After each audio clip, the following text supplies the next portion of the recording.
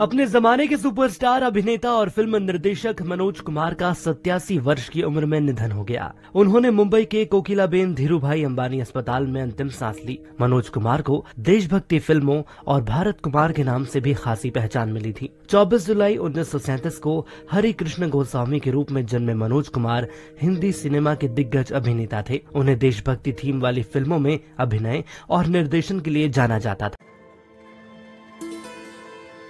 Manoj Kumar Indian cinema में देशभक्ति का दूसरा नाम।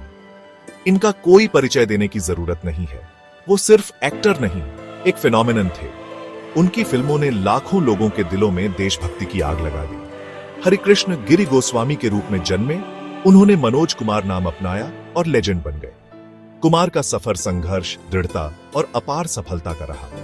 उन्होंने नए आजाद भारत की भावना को कैद किया, जो अपने अतीत से जूझ रहा था और एक उज्जवल भविष्य के लिए प्रयास कर रहा था। उनकी फिल्में सिर्फ मनोरंजन नहीं थी, वे एक राष्ट्र की आशाओं, सपनों और संघर्षों का प्रतिबिंब थीं।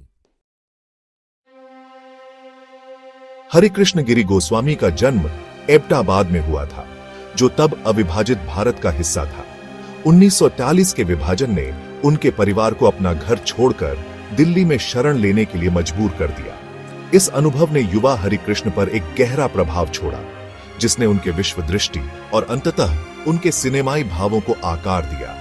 वो 1950 के दशक में बॉम्बे, अब मुंबई, सपनों के शहर में फिल्मी दुनिया में नाम कमाने की ख्वाहिश लेकर आए।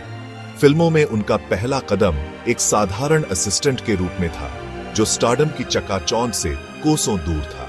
उन्होंने पूरी लगन से काम किया, फिल्म निर्माण की बारीकियों को समझा, जमीनी स्तर से काम सीखा।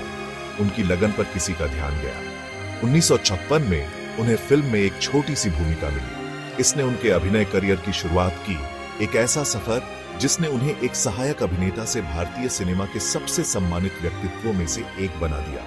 उन्होंने फिल्म में दिलीप कुमार के किरदार से प्रेरित होकर मनोज कुमार नाम अपनाया। 1960 के दशक में मनोज कुमार ने और जैसी फिल्मों से खुद को एक सफल अभिनेता के रूप में स्थापित किया।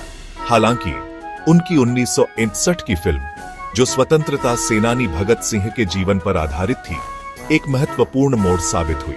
फिल्म दर्शकों के साथ गहराई से जुड़ी, जिससे कुमार राष्ट्रीय महत्व की कहानियों को चित्रित करने के लिए प्रतिबद्ध अभिनेता के रूप में स्थापित हुए। इसी दौरान उनकी मुलाकात भारत के तत्कालीन प्रधानमंत्री लाल बहादुर शास्त्री से हुई। से बहुत प्रभावित होकर शास्त्री जी ने कुमार से अपने लोकप्रिय नारे जय जवान जय किसान पर एक फिल्म बनाने का आग्रह किया। इस मुलाकात के बाद 1967 में का निर्माण हुआ, एक ऐसी फिल्म जिसने मनोज कुमार की विरासत को भारत कुमार के रूप में परिभाषित किया, एक ऐसा खिताब जो उन्हें एक कृतज्ञ राष्ट्र ने दिया। एक अभूतपूर्व सफलता थी, जिसने कृषि और रक्षा की चुनौतियों से जूझ रहे देश के सार को पकड़ा। फिल्म का देशभक्ति विषय इसके भावपूर्ण संगीत के साथ जन जन को छू गया। एक्टर और निर्देशक दोनों रूप में मनोज कुमार छा गए।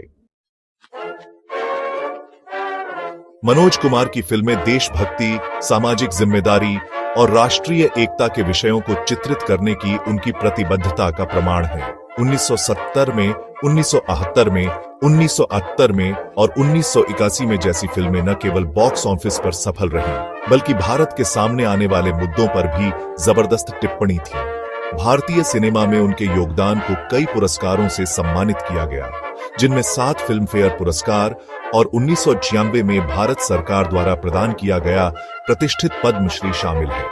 मनोज कुमार की फिल्में सिर्फ मनोरंजन नहीं थी, वे समाज का आईना थी, जो उसकी आकांक्षाओं और चिंताओं को दर्शाती थी। वे एक ज़मीर वाले फिल्म निर्माता थे, एक कहानीकार जिन्होंने सिनेमा का इस्तेमाल प्रेरित करने, उत्थान करने और एकजुट करने के एक साधन के रूप में किया। मनोज कुमार अनजाने हीरो, अनिच्छुक स्टार, भारतीय सिनेमा के एक स्थायी प्रतीक बने हुए हैं। उनकी फिल्में पीढ़ियों को प्रेरित करती रहती हैं, हमें सिनेमा की ताकत को याद दिलाती हैं, प्रेरित करने, प्रोत्साहित करने और बदलाव लाने की। वो थे और हमेशा भारत कुमार के रूप में याद किए जाएंगे।